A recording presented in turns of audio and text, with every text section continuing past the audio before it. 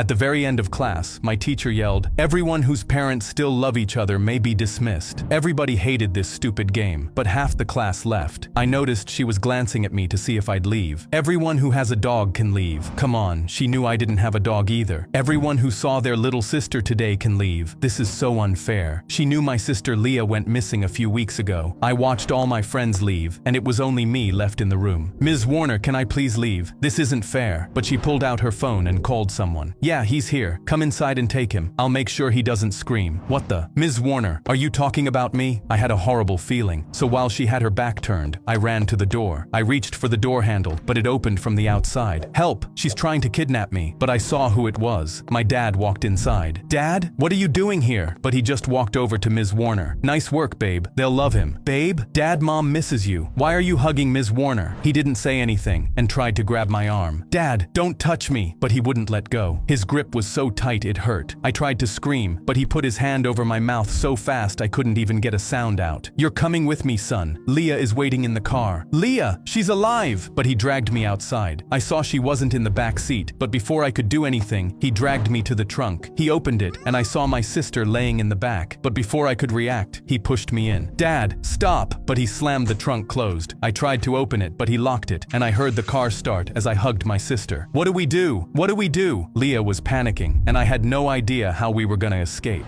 We were on the highway, and as we sat there, it hit me. I suddenly remembered a law by Mike Video telling me what to do in this situation. He told me to kick out the taillights, so that's exactly what I did. I felt around and found it, and I kicked it as hard as I could until it flew off. I stuck my hand out screaming, "Help me, someone please," praying someone would see and call the cops, but I felt my dad slam on the brakes. We pulled over and someone got out, and when Ms. Warner popped the trunk, her face was red. She leaned in close and said if we did that again, she'd make sure we were sold to the worst buyers possible. My sister and I both gasped. "Wait, sold? You're gonna sell us?" She didn't answer, but pulled a Glock and climbed into the trunk with us. We started driving again, and Leah and I were hugging each other with tears in our eyes. "Please, Ms. Warner, we have so much to live for." But she didn't care, just kept pointing it at us with no mercy. But then I heard them, sirens, and she pointed the gun closer. The car slowed down, and I heard cops walk up to the window, talking to my dad. But he lied and said nothing was wrong. I could see him through the busted tail light, pointing at it, praying he'd see me. But I heard, "Have a good day, sir." He was leaving, and I knew it was now or never. I screamed and grabbed the Glock out of Ms. Warner's hand. She fired straight at the floor, and it was so loud my eardrums almost burst. The police instantly flung open the trunk, and when they saw Ms. Warner holding a gun, they opened fired. And even though she took 3 rounds to the leg, I yelled, "Everyone getting a life sentence may be dismissed."